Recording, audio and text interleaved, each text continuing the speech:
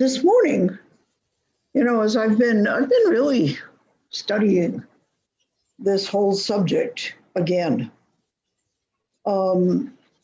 Is anybody reading the book along with us in the Flow of Life? I am. I read chapter 4. Okay, you're ahead of me. But I've only taken notes through half of chapter 3. Okay, so let's start out. What subject, either Lisa or Karen, as you've been reading, what has struck you with a question or a surprise or delight? I don't know. Well, I'm still waiting for my surprise and delight because I just got the book, but I was holding it up like I was reading it, but that not yet. At least you got it. You can read it. Yeah, I just got the book. I kind of just did thumb through it, but I really have not read it yet. Okay. I like that it keeps saying, I am a child of the universe. And what is that? Hi, Viola. Hi. Good to see you. Say your name for me. Paola. Paola. Yeah. Is that right? Okay, Paola. I knew it would sound a little bit different in your mouth than in mine. Yeah. Good. Have you had a chance to get the book yet? No. Okay, so I don't know, where are you? And I'm from Chile. From Chile. Okay. Yeah. All right. So I don't know, where you are able to get a hold of books, either ebooks or physical books. It doesn't have to be a physical book. It can be. That sounds a little bit interesting. I would like to know more about that. Yeah. So, and it's a book that's been around for a long time and has been translated into many, many languages. So, Yeah. If you're interested in practicing your English reading, Yeah.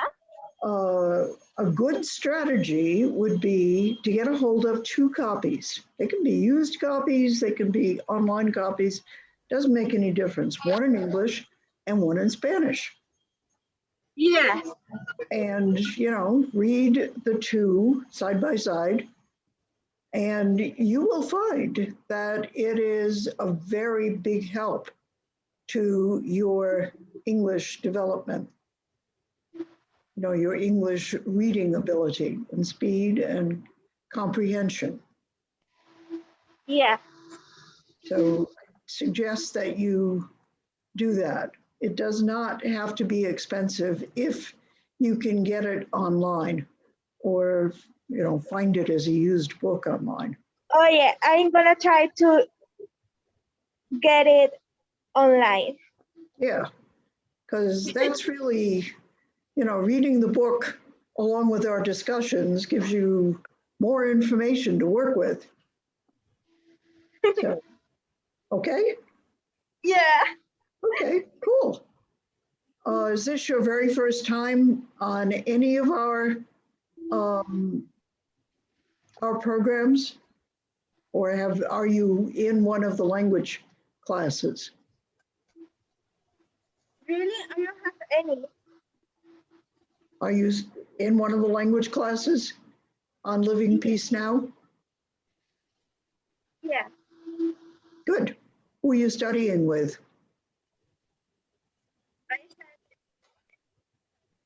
With Laurel or with Sabrina? I don't know. Oh, okay. Well, are you registered on the website Living Peace Now? I think, I don't know. Okay, why don't you, after we finish this discussion, which is basically about creating a prosperous, abundant life for ourselves. And so it'll finish. When you've finished, go online to Living Peace Now and register, because then you can take advantage of the language classes as well as any other class that we list that interests you. Okay? Okay, thank you. livingpeacenow.org. Okay, so I'm sorry I interrupted you, Lisa, but That's fine. Paula appeared. Many times in the first and second chapters, you are a child of the universe keeps coming up. And Okay. I remember in the 70s, very long ago, there was a song called Desiderata. Okay. That starts off, you are a child of the universe. And I was fascinated by that song. So that just Do you know the goes back and forth. musician that sang it? Les Crane sang it, and I think it's based on or spoke it. I think it's based on a poem by Khalil Gibran. Oh, Khalil Gibran is wonderful. Yeah. So, but it had music and it made you relax and feel good and in the flow, obviously. All right. So, I'm looking it up. okay.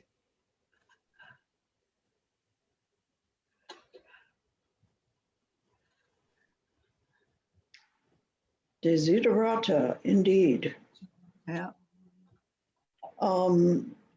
If I play it, it's not going to sound good. If I just Right. make my phone play it, the music on Zoom. Yeah. Forget it No, about it it. doesn't It do doesn't well. come through, but I will send it to Sabrina and ask her to post it. Yeah, it just reminded me of feeling in the flow when I was a teenager. Okay. So Do you I would like that feeling back. That's right. Yeah, that's a good feeling, isn't it? Being in the Yeah. flow. Yeah, Yeah. I agree. And Yeah, that's, knowing where I was going and what I was going to do. And not that much of that happened, but there's eddies and side currents and things that happen in the but you flow. went and you did, and here you Yeah. are. Yeah. So Yeah. you can still go and do. And there are things that are happening all at the same time in the various places and things that I am studying that keep coming up with the word flow in the last 2 weeks. So How interesting. isn't that good? Yeah. Yeah. Call that synchronicity. Yes. When you start experiencing things all around you that go along with what you're thinking and what you're paying attention to. And one of the things I'm doing that's little meditations for every day for a year. This week's meditation is let it go, let it flow. Okay, there's the flow. So wow. It just really is just like everywhere. Cool. Okay. So you are paying attention to being in the flow. How does that feel? Wonderful. Yeah, it always feels wonderful. Being Yeah. in the flow always feels fabulous. What gets us out of the flow? Everything that's distracting. Okay. Everything that takes our mind. Pain. Yeah, when we A pay perceived attention. problem. Right. But I think they're only perceived problems. Yeah. Everything that we think we know is basically perceived. And Right. we can choose to energize that however we want. There's always choices, always, every day, almost every hour. Another thing I started this week working with Dress for Success, following up on our last class about job searching being my thing that I was looking to do. Right. And being in the flow with that, I made a mind map of what can I do now. Oh. So I'm doing that. I'm, following up with that. Excellent. And it's very exciting because Mhm. my clothes for job searching are 25 years old. So good. And they won't even take them if I wanted to donate them because they have to be within the last 5 years, professional clothing. I see. Okay. Well, I'm hoping I'm going over there next Thursday, and I'm hoping I will get some professional clothing that is within the last 5 years. Although I don't think it will look all that different. well, I was going to say, I will be fascinated to see what you get. Yeah. I think my blazer and my skirt and pants are probably fine, but I don't have any blouses that go with them that are modern enough. Okay. Well, that's because for 25 years I've worn t-shirts and jeans. Yeah, exactly. All right. And it'll be interesting to see what people in general are wearing for the jobs that you're interested in. Right. That may well have changed. It will be different Also. between the job interview and the job performance because I'm mostly looking for doing things with nonprofits. And by doing things for nonprofits, I can pretty much dress however I want, unless I'm going to a meeting or representing the group. So right, exactly. Yeah. Okay, thank you for sharing. Sure, it's been an amazing 2 weeks. Yeah, indeed.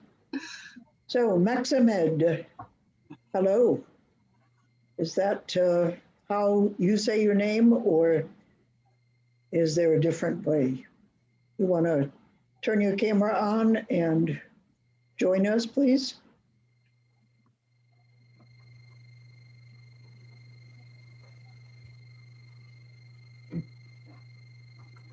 Are you there?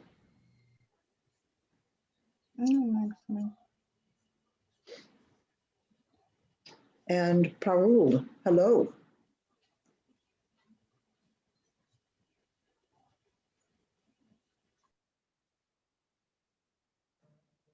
Hello. Oh, well, okay. Karen, you had your hand up. And you're muted. Yes. I just unmuted.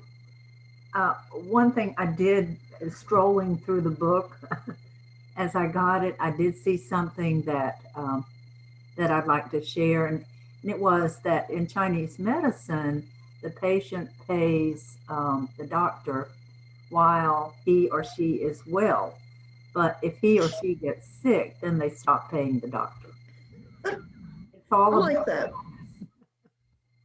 And I just thought, I asked my son about that since he's an acupuncturist, and he said, yes, that's pretty much the way it works, you know? Interesting. I thought it was. That's so much different than we are. We pay before, during, and after. That's true. Yeah. And it doesn't have a whole lot to do with, are you well? But the whole concept is wellness rather than sickness. You know, so Right. consciousness is more geared toward looking for wellness rather than sickness. Right. And wellness, of course, really boils down to our inner peacefulness. Because when we are not interiorly, when we're riled up about something, when we're not at peace, it shows up in disconnection, dysfunction, pain, things not working the way you want them to. And Well, as a homeopath, I certainly have learned that in practice. and that's true in the Reiki, which uses chakras a lot, but also hand positions to remove blockages of energy. And it is all energy. Right.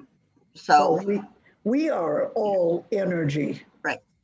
So I've taken 2 classes or completed 2 classes in the Reiki. I have And Reiki, cool. I have 1 more to go before I finish and receive a master's certificate. Awesome. Yeah, but I'm looking to do it more for animals than people. Okay. So Reiki for animals is what I would like to do. Wonderful. Yeah, that would be my side gig. Whatever else I do, that would be my side gig. Right. And whether I would charge for it or not would pretty much depend on if a person could pay or not. Right. Yeah. And for animals too, the challenges for animals are really similar to the challenges for humans. The most interesting thing about the class for Reiki for animals is there's a whole section on balancing the emotions in the home and of the guardian. So yes, you treat the animal, but if you haven't cleared the negative energies in the air or in the guardian, it's not going to hold up. It can't sustain. Yeah. Right. And like I say, as a homeopath, that's why I went to seminary, because I became aware as a homeopath that you don't work with people on a holistic level very long before you discover that whatever caused the illness, whatever was going on when it started, is always spiritual. It's always about happiness, about attunement, alignment, being at peace. And there's many, many, many ways that we are not at peace. So health, as well as abundance in other terms, all has to do with being at peace. And ironically, we came into this physical world so we could challenge being at peace. We could experience chaos and still find our way through it. And it's what we do, arguably, in our lives, is we meet that challenge. And it's kind of like you don't have to win on a cosmic level. You do on a physical level, which feel awful. But on a cosmic level, there's no right and wrong answers. You fight the battle. And in terms of how much we suffer while we're fighting the battles, well, there are choices there. And so that's really what we're talking about, are those choices. So now that we've scared everybody else away. Like, what are those people talking about? Oh my. Yeah, exactly, right. I'm afraid so. I'm going to share my screen and talk about the context of being in the flow, because there's a big picture that as embodied beings we're usually not very aware of. And it's all about being aware and knowing what our choices are, what they consist of. That makes it easier to make effective choices that bring us where we want to go. Actually, there are different dimensions of awareness that I found it helpful to become aware of, to learn about. They're not different places, just like I'm sure that heaven and hell are not someplace. They're in our consciousness. So none of this is any place else than where we are. But it's interesting to see what our choices are in terms of where we decide to pay attention and, what we're trading off. Because there are reasons why we really want to experience physical life while we're here in a body. We wanted that. That's why we incarnated.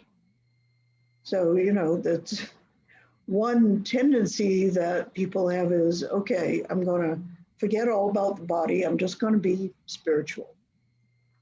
Well, yeah, you can do that, but then you're not getting the, what you came here for, what you wanted. So it's a question of balancing things. And that's the interesting thing. Okay, let's see about Freddie. Hi, Freddie. Hi. How are you? Hello. Hello. You doing okay? I'm fine. Yeah, I'm great. What about you? Yeah, we're great too. We're having this conversation about consciousness and the dimensions in which we can be conscious. So I'm trying to bring you up to speed here so you know what on earth we are talking about. We're talking about how to experience abundance in life. And what I was led to actually present today is the whole picture. What are the contexts in which, as human beings, we can be conscious? There are different dimensions of awareness that, it's helpful to know about and to know where we choose to be at a given moment to experience inner peace and to help other people to experience peace from being in touch with us, in contact with us in our lives. Is that okay for you? We're talking about the experience of abundance in our lives, of feeling good, of having what we need, of being on the path to accomplishing what we want to do. And there, I think for me, yeah, I think for me, the best thing in life is to be happy. Yes, it's the most important things in this I life. agree. Yes. And I think yes, and I think money also is very important. Reason why we should study future to have money to take care of children, our Yep. family, and so forth. And Right. I want to be well off. I don't know if it's like this. I want to have money to be happy in my family. I think it's the most important. It's the most important for me. Yeah. Okay. So having money is is more complicated than it may appear on the surface, because success really comes from being at peace with ourselves inside and Yes. being confident in ourselves and knowing that what we want to do, the services that we want to offer in the world, are what it is that brings money to us. It's a question of giving and taking, of earning and receiving. And, it's an exchange for what we are offering. So I'm going to share my screen.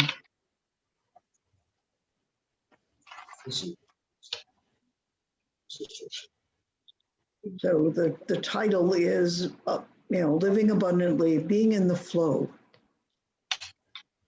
which is the title of the book. All of us, every human being has had things happen to us. We've lost jobs, we've lost people we loved, we've been injured, we've had to heal, we've been sick, is that true for everybody? Certainly true for me.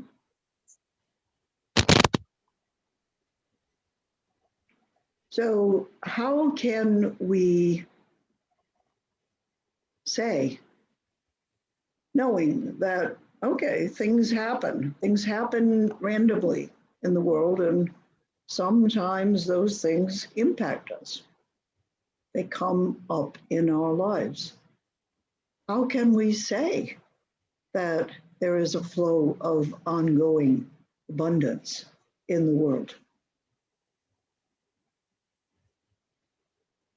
How would you answer that?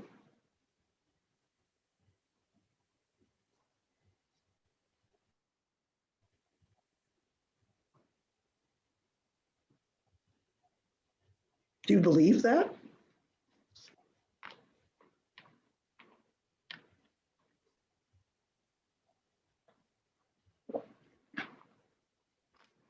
I expect sometimes you believe it, right? Maybe not when you're in the middle of, you lost your job yesterday and what are you going to do? Or a tornado hit your house, or, there's all kinds of things that happen. You fall out of bed and hurt yourself, or you trip over something stupid. And, then you have to recover. Those things happen. I think that, yeah.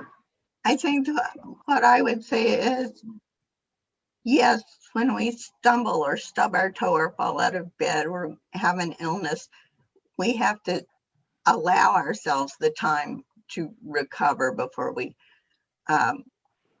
forcefully put ourselves back in the flow. You can't force yourself into the flow when there's clearly a blockage. You have to deal with the blockage that's there. Okay, but you can still be in the flow while you're recovering. Yes, but you can't say, I'm going to ignore all of this other stuff, because that won't work. That's correct. You have to take the physical pluses and minuses, the ups and downs. You have to deal with them. And that's part of why we are here, is we wanted that experience. We wanted to feel victorious. We wanted to be able to say to ourselves, hey, I fought that battle and I won. And here I am, back in business, right? That's a very good feeling. And if you don't have a body, that none of that stuff happens. It's part of the experience of living in the physical dimension, which we chose to do. And time is such, and our time is such that we're still here doing it. A lot of people aren't, so we wanted more. Because in fact, in everybody's life, there are times when you can choose to give up and to exit. I've had a few of those. I'm sure you all have. You didn't think of it that way, maybe, but there were times when your life was in danger for one reason or another, an infection, an injury, a loss of job, a loss of home. We've all been on the margin at one point or another and have had to say, this isn't the time. I'm not going yet. And we get to make that decision. Our physical beingness leads us to want to survive. But there are times when, even in terms of optimism, in terms of hope, we come close to saying, oh, I've had enough.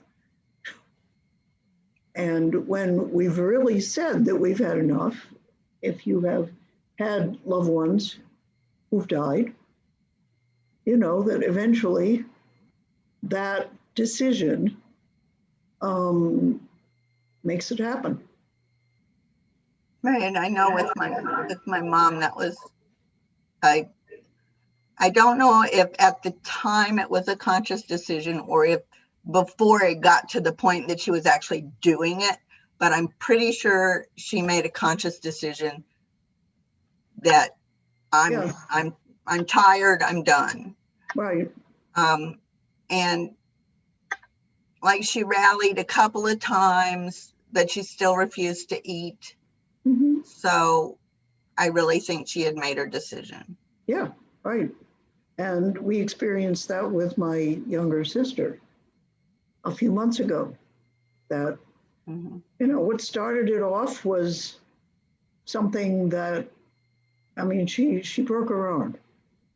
That's not a fatal injury. But for her, it was because she was done. And it took 6 months to get from there to dying. But she'd given up. And she was very clear about it. It was like, okay, I don't want to be here anymore. Yeah.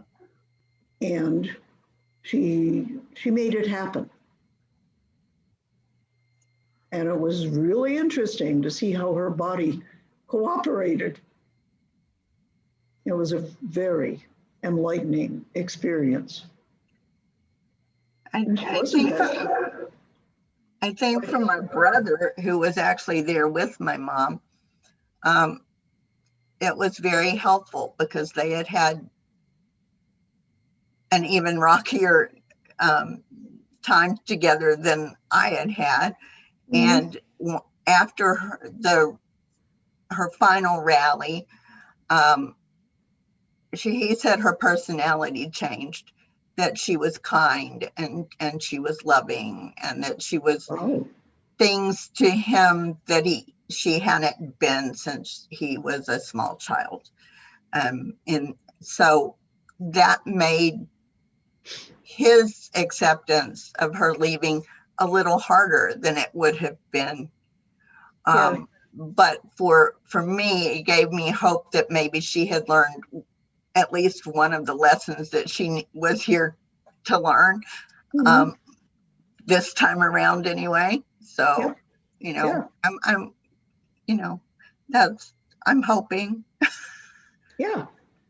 And most likely she did. I've seen that happen over and over again with people. Yeah. And I've seen it happen that when people have learned whatever the lesson was that about being kind and about being in the flow of love that they really needed to learn, they were ready to go. You know, I mean, it showed up all over them. Yeah. They had, then they were ready. And I know with, when I was married before, my wife died and she was sick for a long time, but she wasn't dying until she finally was able to forgive her mother. And she looked wonderful. She was radiating light and she was ready to die. She had done what she came here to do. So, you know, there is some consciousness in which way we go when something happens that, you know, will provide us the opportunity to leave the earth. I was very, very happy that my brother was there to experience that. Yeah, absolutely. That's wonderful. And I have never, no matter how much someone has made the people in his or her life suffer, when after they have died and people have come together, there's always something people miss. Mm-hmm. That was a good influence from the person who has left. It's amazing. You know, we are here. We do good while we're here. And it doesn't matter how ornery or unruly or difficult or just plain mean we were, we also have loved. And that love is always perceived and welcomed and is a source of gratitude for others. It's really, really interesting. So there's, I guess what I'm getting at is there is a reality beyond our dimension that we're in the physical realm, where, you know, anything is possible and might well happen. And even when whatever is possible does happen, like, you know, I think about wars, for instance, which are horrible experiences.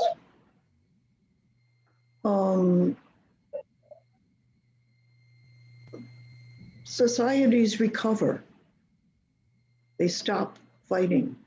They get back into normal life, which means the ability to have what we need and to love each other. That's really what we're after as normal life. And eventually, when people are ready to stop fighting, their awareness evolves.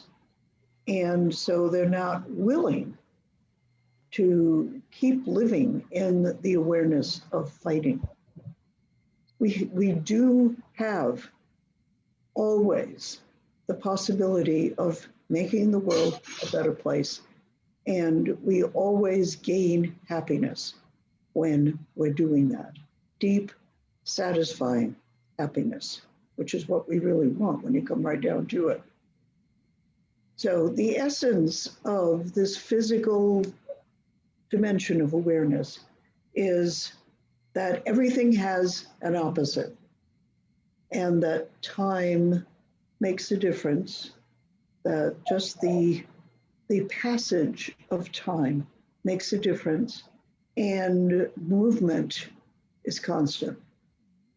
We find ourselves in many different places, different situations, different with opportunities to affect other people, choices we can make about, am I going to be kind or am I going to be nasty?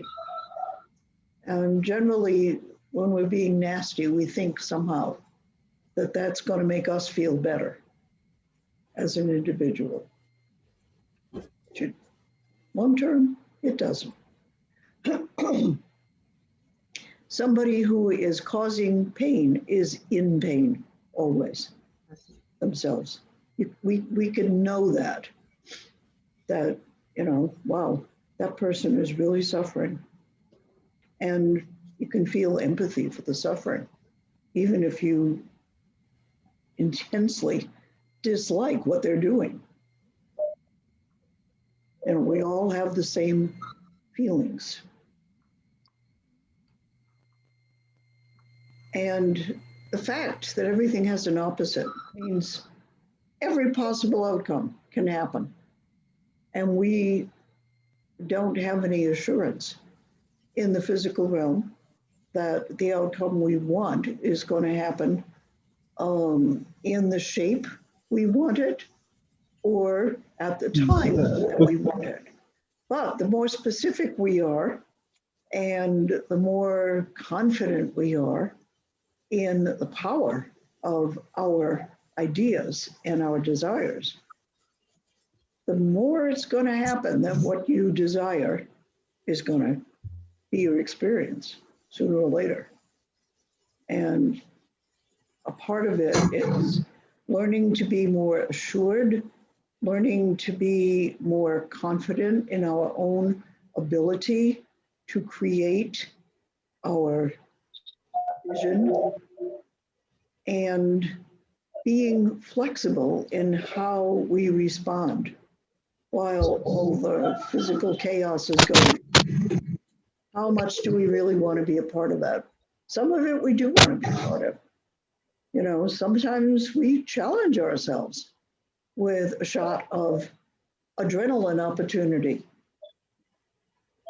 a scare. Or, usually there's some fear, some risk involved in the adrenaline. We like the shot of adrenaline. Or if we really don't like it, then we experience a lot of fear. So I'm going to, in a minute, post a whole range of dimensions of awareness. And it's a very interesting thing to study. It gives you a real idea of, okay, what are the options in a consciousness? What can I pay attention to? You know that everything has an opposite, right? I can say any word, you can tell me what's opposite of it. Because that is the essence of the physical dimension. Anything can happen from one extreme to the other in any situation. That's a reality. In the physical dimension, we can experience that. And it's scary, and it is challenging, and sometimes that's fun, and sometimes we're tired of it. It's like, okay, I've had enough of that. And we decide, okay, we're going to change our experience. So the flexibility to shift our attention to different ways of thinking in any situation is a really important skill that you will have chances to use every single day.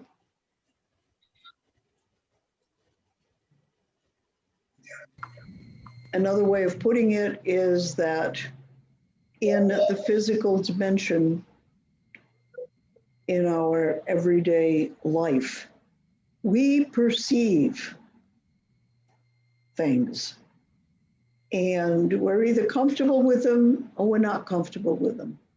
And when we're not comfortable with them, we are compelled as physical beings to figure out what explains them. What is the story? And we're so compelled that we have a story. We have to have a story for everything. And our story can be scary, or it can be reassuring. Our stories can be everything and anything, right? Have you ever made up a really scary story about a situation?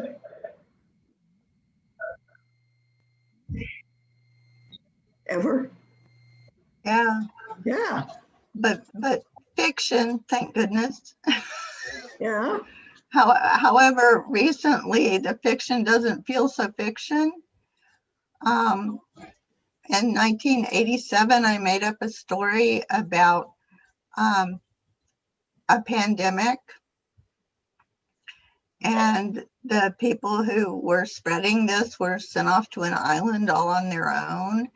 And everybody had to, in the regular part of the world, not on the island where the people who were the carriers were sent, had to wear masks, goggles, and gloves. Okay. So And it came true. Oh my God. yes, so it when it started to happen, although I had said it in 1999, which in 1987 sounded like a long way away. Yeah. When it started to come true, it was totally That would be mind-blowing. That would be freaky. Yes. If you had No, it already was, imagined. However, it is definitely a possible reality, and it has happened repeatedly in the history of right. humankind. I mean, The leprosy. twist in this one was that the virus that caused the pandemic had been accidentally introduced into populations around the world, but had originated in San Francisco. Okay, so you So got the details wrong. It was our fault, but yeah. But those archetypal stories, they are true over and over and over again. And of course, yeah. If we haven't experienced them before in our lifetime, they're new when we experience them. Right. And so, yeah, I mean, Kimberly, who just got her doctorate on Tuesday, wow, wants to edit my short story and see if we can get it published by changing some of the dates and things. okay. But I would rather make it into a screenplay because I think it would make a great movie. So, but yes, I have imagined this horrible situation, and then it sort of came true. Right. Any any situation that we can imagine is possible because we can imagine it. And so the question then is, okay, what do we want to spend our time imagining? Because whatever we're imagining, we're probably going to experience it. Right. I think that I much prefer writing things about the Bible. Okay, that's one way of dealing with it. You know, yeah, my way of dealing with it is to go back to academic instead of fiction. Okay, that's because it's another dimension of the mind. Right. I can see what others have said about the subject, and Right. I can say, this is what I'm saying, and these are the people who agree with me, and these are the people that disagree with me, and you can make up your own mind. So that's right. Okay, that's one strategy. That's a choice that people make. And I love doing that. I haven't done that in a long time, but I really enjoy doing that more than making up scary things in my head. Good. We don't need people making up more scary things. I mean, really. No. That was for a class. I was required to make up a scary story, so I did. Okay. It just came back to haunt. I have it on my desk here because it came back to haunt me. Oy, oy, oy. I can think of a whole bunch of scary stories that I made up for myself when I've worried about things. You know, I mean, I remember a particular time when my husband and I weren't, my ex-husband and I weren't getting along very well. And we were out in the wilderness, and he said he was going off for a walk, and he didn't come back for hours. And after a couple of hours, I started to get really worried. And oh my God, the scenarios that I created, imagined, you know, all kinds of horrible accidents. And eventually he came back and he was okay. But what I created while he was gone was a real cataclysmic scenario. And I realized that I had given myself hours of suffering. I didn't really want to do that again. So that's what you're doing when you're worrying. You're making up a bad story. Really. As I thought more about that instance, which happened years ago, I realized none of the horrible scenarios I imagined whenever I got worried, and I worried a lot at that point, ever came true. Whatever was going on wasn't whatever I imagined. There was no way I was going to get that right. So why should I give myself that amount of suffering? There was no earthly reason I could imagine. So I decided to stop. And whenever I've been tempted to worry, I've just said, no, I'm not going to do that. I'm going to make up a positive outcome. I'm going to know that I can do that. That, you know, whatever horror I'm imagining, it's not going to happen. There will be a way out. And I am attentive to recognize ways out. But that's a decision I had to make. So appearances, whatever it is that we see, we do not know what the whole story is. We never know in the physical dimension what the whole story is. We just can't know that. So whatever it is that we think is happening isn't. Guaranteed. A sobering thought. But whatever we really put some energy into imagining, we're likely to experience. So I'm going to put my energy into experiencing things I want to experience, not what I don't want to experience. And that's a choice that all of us can make. So here are the dimensions of awareness, and we see them all around us. The first most basic dimension is the consciousness of a rock. Rocks, conscious, yeah. They are conscious beings. Their rate of vibration is very small. So everything is continuous for a rock. Everything just is. Nothing changes because things don't change in any meaningful way. The second dimension is cycles. It's the awareness of plants, and to some extent, the awareness of other live living beings. Time is not a straight line, time is a circle. And it is predictable and orderly. And it's also a spiral because each time we experience the cycle again, we're in a different place consciously.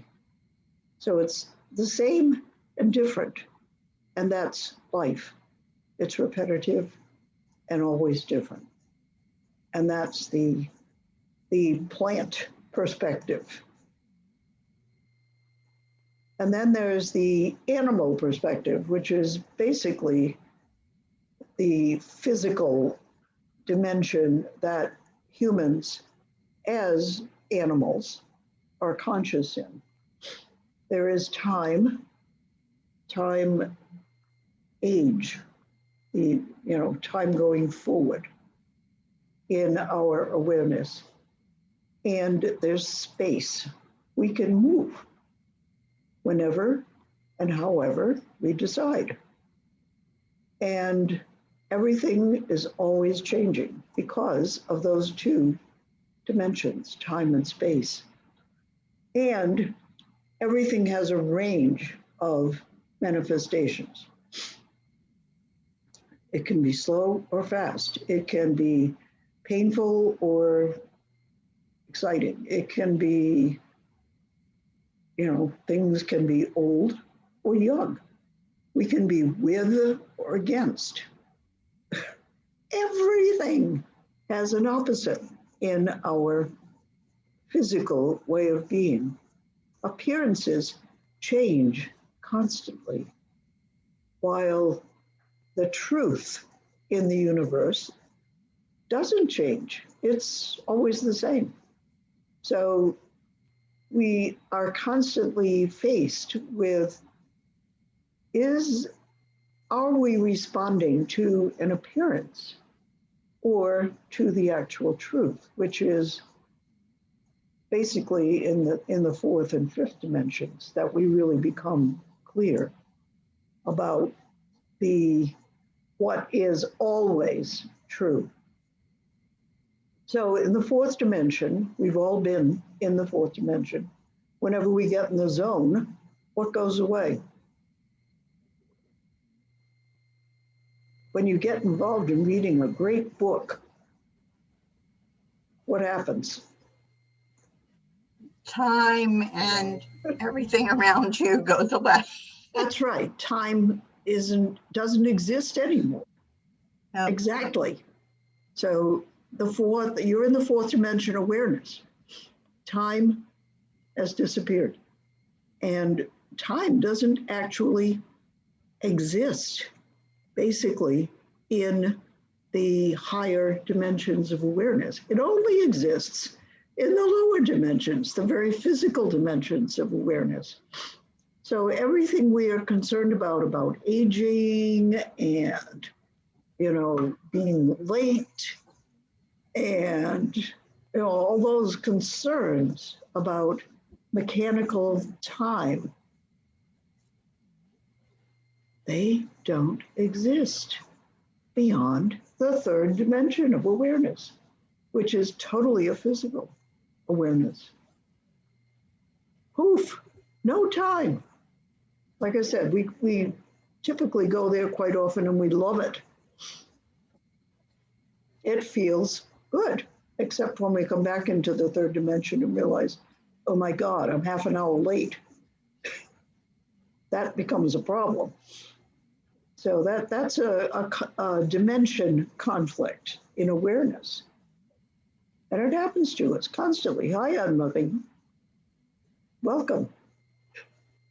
We're talking about the big context of making our life decisions and choosing what to think about and what to imagine and what to invest ourselves in. So I am sure that it's possible to become a little more specific with these dimensions of awareness. But I find being aware that there are these dimensions of awareness a really helpful context for making decisions about what am I going to pay attention to? What do I choose to think about in this moment? So we're up to the third, fourth, and fifth dimensions, which is where we spend most of our time. Occasionally, we experience the sixth dimension. So in the fifth dimension, there's no change of distance. There's no duality. That goes away. The opposite poles go away, and you only have the good. You only have love. You don't have hate or any other opposite. So the fifth dimension is the beginning of where it doesn't matter how old we are.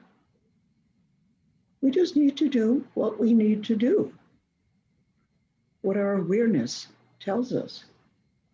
It doesn't matter how the age at which we become aware of things compares to the age at which other people we know became aware of similar things.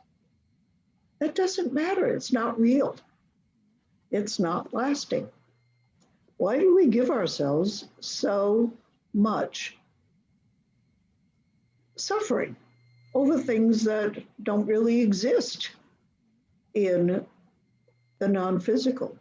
Because we're not permanently in the physical dimension.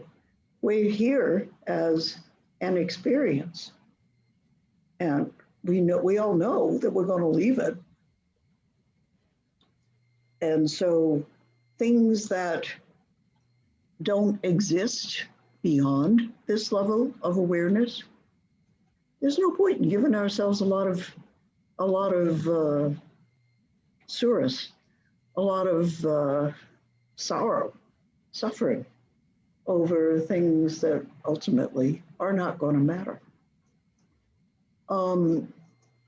There are times, even when we're embodied, when we get into the sixth dimension, when we're aware really not so much about ourselves as individuals.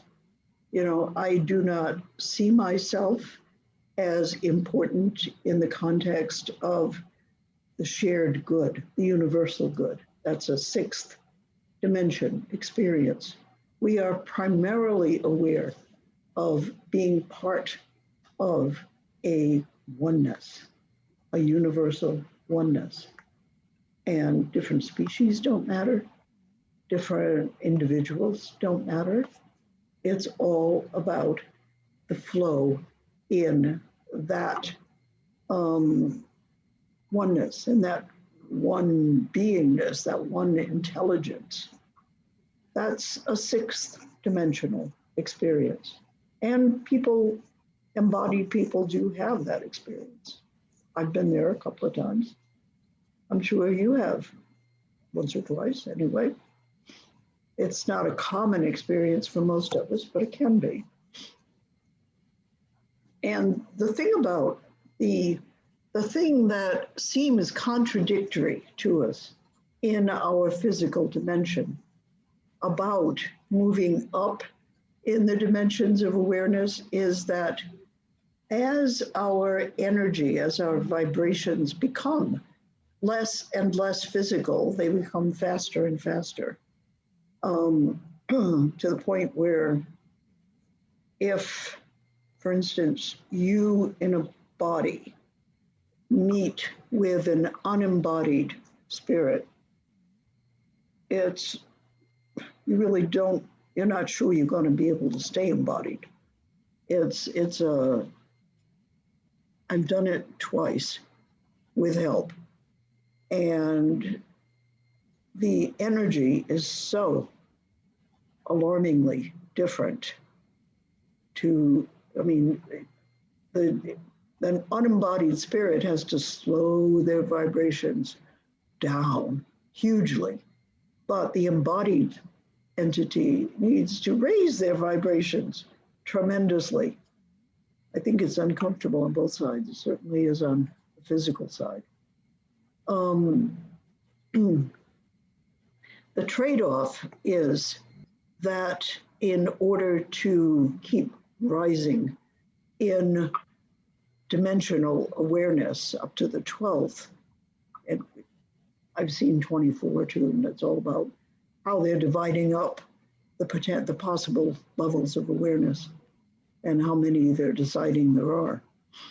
When we get to the 12th dimension, we're no longer aware of ourselves as a individual entity. That awareness of self has totally disappeared. So what our challenge is while we're in a body is to know that, yes, while we're in a body, it's important who we are as an individual, because as an individual, we affect others for better or for worse because we're in the physical dimension, but ultimately only for better.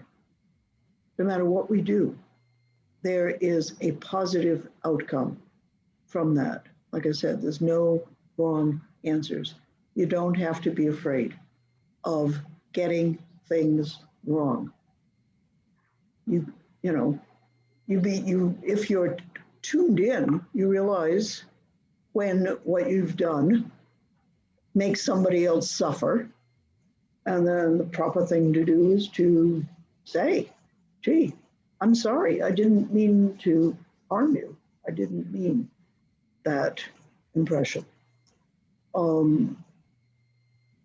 And forgiveness exists. And hopefully, sincere apology elicits sincere forgiveness. But we know it's more complicated than that for physical beings. But as we become more at one with the universe, we become less individuated, and that's the trade-off. And it's okay, while we're here in a body, we are here to explore what our gifts are and how we can make the world a better place for other people. That's what we came here for. So I present this as a context so that if we think in this context, we can look at, okay, so what are we thinking? What are we imagining? What are we creating? And what level of awareness are we deciding to rest in, to be in, to act in? And we can choose. And like I said, there's no absolute wrong answer because the universe finds good in every action. We learn important lessons from things that are harmful sometimes. And when we're impacted by something that's harmful, that's something we need to be aware of. That, okay, what's the good? What's the lesson? How can I not pay attention to this in a harmful way to me? And we're all responsible for our own level of awareness and our own way of acting while we're here. We know that. These are things we know inside, whether we've ever admitted them or not. So in this context, if we put our desires in this context, Freddie was saying, I want to be rich. I want a lot of money. Fine. How does that work in a broader context?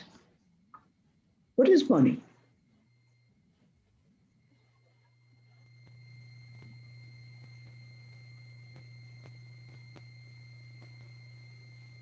Anybody wanted? Unmute.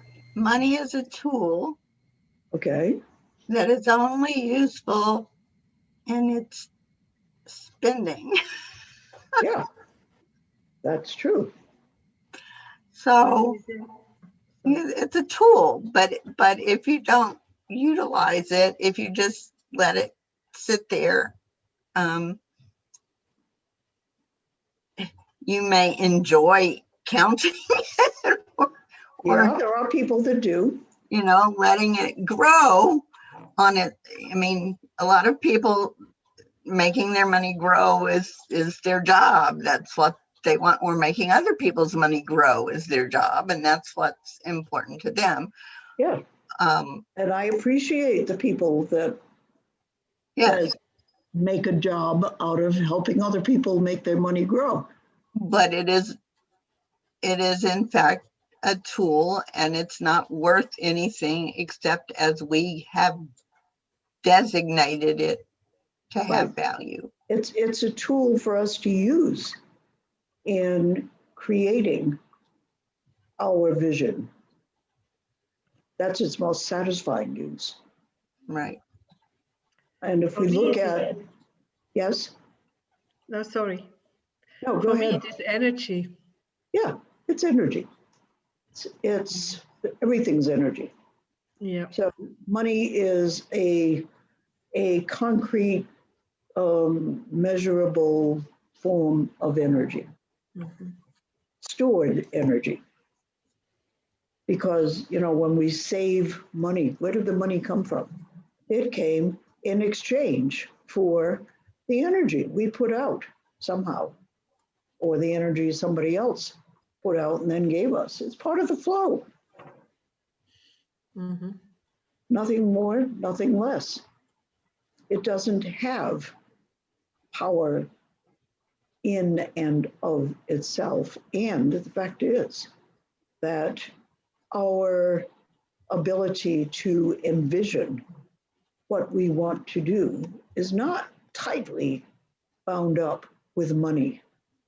We can find many different ways to make happen what we envision. Money helps, money is one, but it's not an obstacle if we don't have money in hand. We can envision something happening, and the money that might be necessary comes as a part of the enactment of the manifestation. So, and it's interesting that money has achieved a mystique of its own among humans. Quite a powerful mystique, in fact.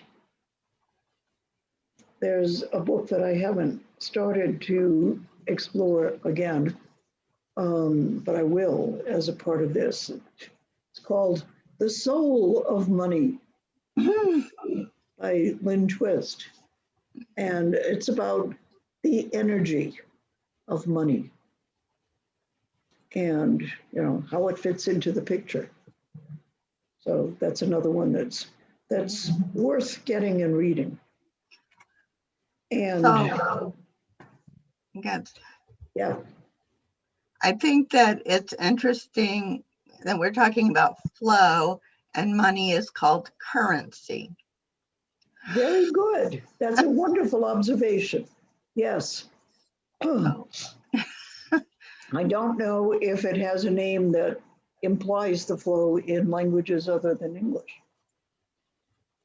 Yeah, I don't know, but in English, it definitely does. A word for money is currency, which is flow. That's the root of that word. Is that true in German or French that you know? It is Währung. I'm not getting it. I think I must check the word for currency exactly. I quick check it out. Yeah, be interesting. That's a very interesting observation.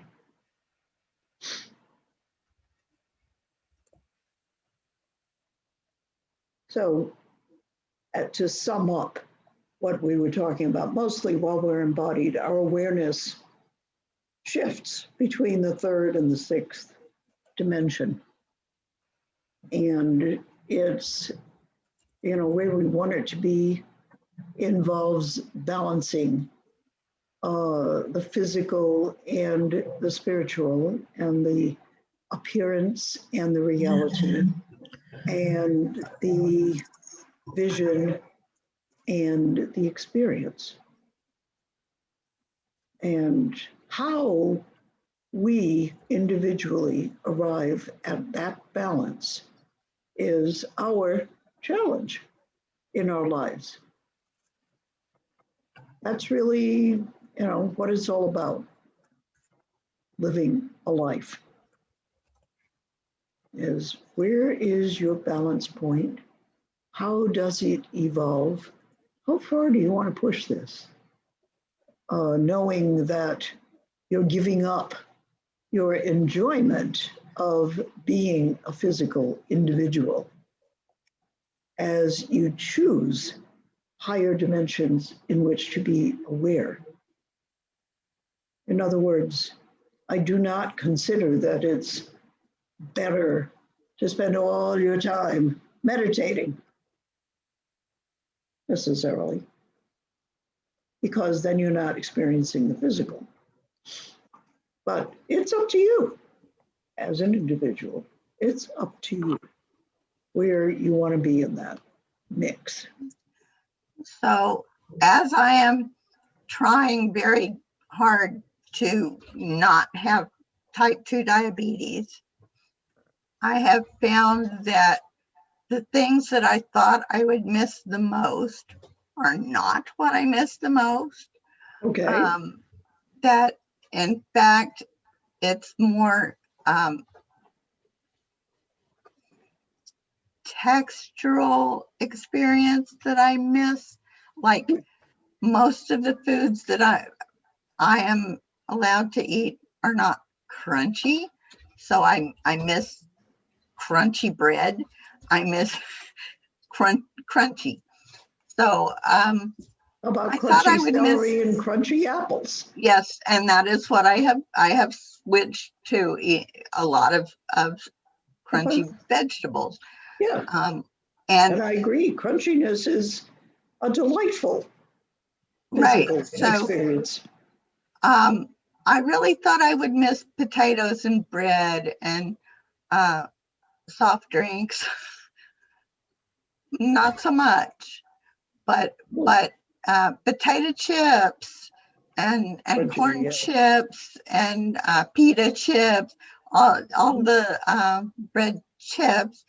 So it's a very sensory thing that I'm missing, not a taste thing, Right, just the sensory. And so I found that to be interesting as I'm going through right.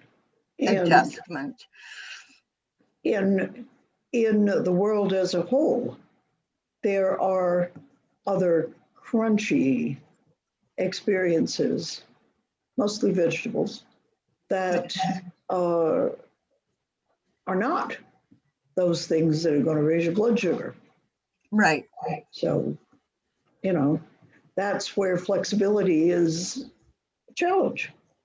So Yeah, are you going to satisfy that desire, or are you going to worry about missing it?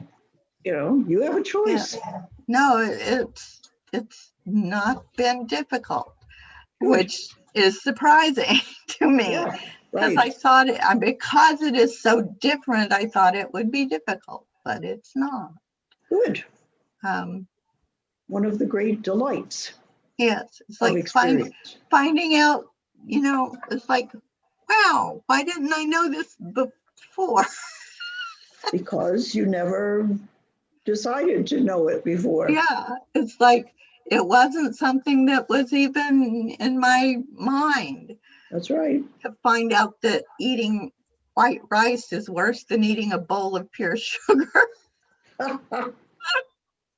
Yeah, with added arsenic. I would never have thought that. but that is the truth. And so when you find out the truth and you face it, it's like, well, I can definitely do without that. Yeah, exactly.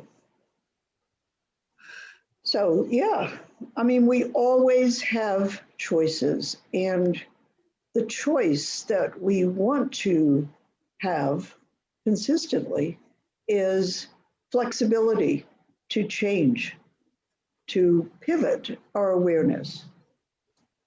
You know, responsibilities, personal responsibilities are one thing that we're always going to have, and what level we want to address them at is up to us. But we are responsible for creating a life that works for us and for cleaning up whatever messes we make with other people, basically. And for also for being as good an influence, as loving an influence as we can manage. That is a responsibility. So growing is an important responsibility. And when we succeed in our mission of expressing love in the physical, we feel deeply satisfied. And anything less than that, we are surprised constantly at how unsatisfied lesser goals leave us feeling. More, self-focused goals. I was flabbergasted when I published my first book. I was like 34. And I had been working toward that for years. And when it happened, I was delighted. I loved it. And then I felt empty. Like, wait a minute, that's what I really wanted. How can I feel empty? Well, so I realized, okay, that was a goal that was important for me as an individual, as a personality. But I hadn't been thinking of me as a part of the flow at all.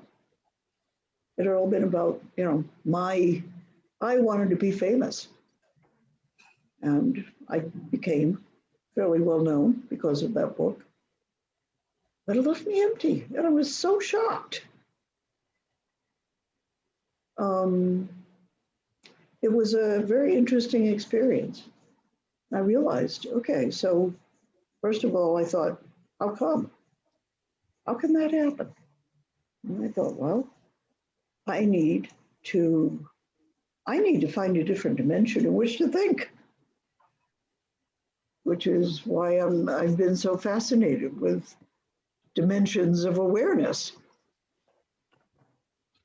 And then as I've explored the dimensions of awareness, I've also become aware of, okay, so how much of my self-awareness, my personality, am I willing to give up in exchange for deep satisfaction?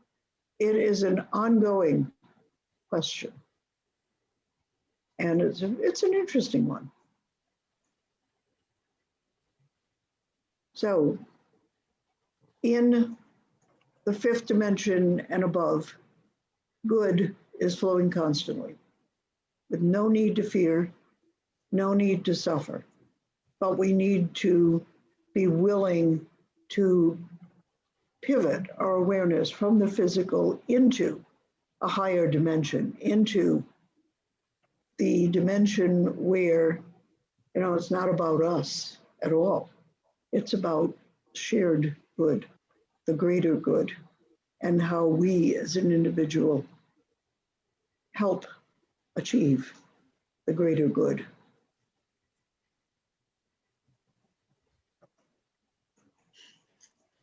So it basically boils down to, we are individuals. As individuals, we have many gifts,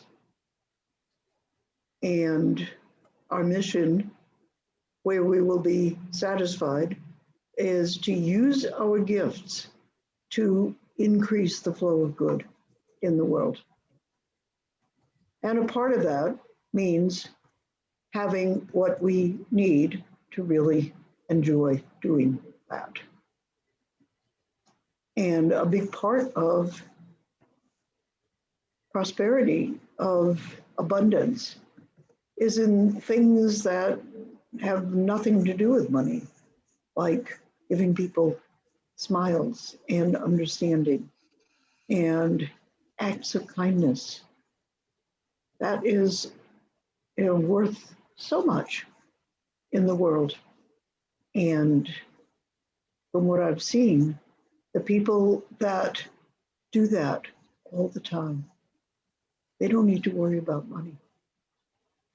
I'm excited because I got my second vaccine. So in 2 weeks, I can start hugging other people who've had their vaccines.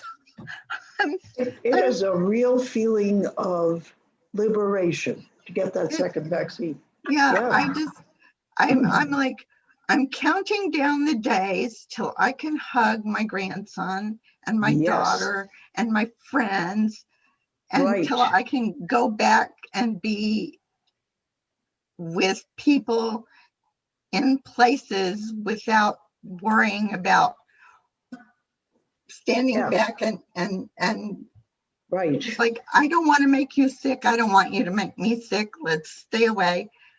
But I'm really surprised at how I have missed hugs, just hugs, you know, because I still see these people either sometimes in person and sometimes on Zoom. I see them, but I don't grab them and hug them, and they don't grab me and hug me. And it's like I have my son who I never grab and hug because that bothers him. But there are people who that is our connection, and we know it.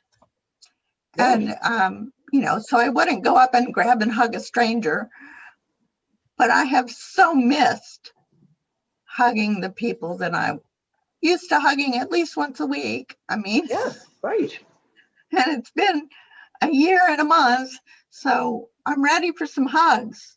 I agree. Karen is right with you, I can tell you. Yeah. Yeah. So, I mean, there are people who are not touchy-feely, but, and sometimes I'm not touchy-feely. Right. But I have really missed being touchy-feely right now. Yep. And I think a lot of us have become more aware, more conscious of the power of physical connection. Right. And it is powerful. Yeah. And it's a way that I express my love for other people. Right. And that's a way that you are part of the flow. So what you're missing is the flow of energy from person to person, from a physical touch. Right. I've made a list. Of people you These are the people that I'm going to hunt down and hug. Yeah, that I know they have their shots. I've had my shots. We can hug, and I've got my list. Yeah, there's a lot of people that have and I have too, really missed not seeing and being with my grandkids. Yeah, it's like last time I hugged Michael was March 14th of 2020. So, you know, that's a long time. Yeah, it is. And I mean, he's gone from 3 to 4 in that time. Right. And that's a huge difference between 3 and 4. Yep. But yeah, I think that there is a physical part of well, like I said, we don't friendly love to forego the pleasures of physical experience, because we came here to have that. Right. You know, it's important to us. So, yeah, I'm very much looking forward to even, I mean, at Pilgrim UCC, where I go to church with Mhm. Nancy, and Nancy's one of the people on my list Oh, for hugging. okay. So, but we're going to start getting back together in small groups. Yeah, it's And feels so exciting. yeah, no, it's a huge thing, and excitement and energy that is going toward making this happen again. Yes, exactly. And, you know, not in the same ways, but Yep. new ways, exciting new ways. Right. In perhaps a changed awareness from where we started out a year and a quarter ago. Yeah, I think that we've learned a lot, and I hope that we don't just go back to quote unquote normal, because normal wasn't so great. Yeah, I'm not sure that we can do that, because Yeah, you can't unlearn what you've learned. right. Um, And I think a lot of what we learned was that normal was inadequate, and yeah, there you go. so we need to be better than old normal. Right, New normal needs to have more. right. So I didn't write it as what is the new normal, but what choices do you want to make in your present life after considering all the possibilities, which are way broader than most of us think of at any given moment. Yes, that's why making the mind maps are so helpful. Yeah, mine. And you know, if you take days across which to put, this is my central thought, and all these things come off of it, and these things come off of that, and it ends up being huge. Right. But then you can say, okay, I'm going to take this piece of it and work on that. Right. I have a feeling that I agree. I love doing mind maps, but a lot of people haven't experienced them. Would you be willing to do a presentation on mind mapping? Oh, sure, because I just learned it, but Right. but Ken sent me a free app doing it, and I love it because it starts Zen Mind Maps. Zen mind maps. Wow. Yeah. All right. What a great name, right? Yes. And it is kind of Zen. So yes, and you have to take time with it. Well, And yeah, you know, do it in a frenzy, then back off and come back and see if everything's there. And right. so it's a really interesting and fun thing to do. Thank you for telling me that. I'll Hi, Karen. get it and we'll do something with it. Have a good time in the woods. Yep.